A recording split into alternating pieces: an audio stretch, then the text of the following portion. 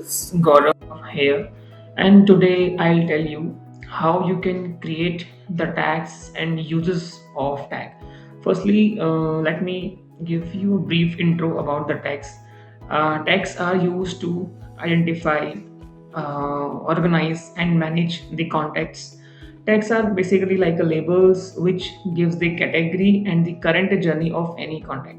So this is the intro, and now I'm making the tag. So this is the dashboard. You can see you have to go at the setting, then you will see at the second last tags. Open it, then here the tab of new tag. Click on the new tag and create any tag. Suppose I'm creating new tag GSB1. So click on the create. After all, you will see your tag has created successfully. So it added successfully.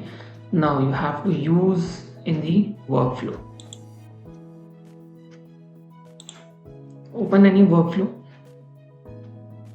Suppose I'm opening any workflow like this one. So this is the workflow. You can see here. This is the action where you have to add a tag. So just type add tag. You will see add contact tag.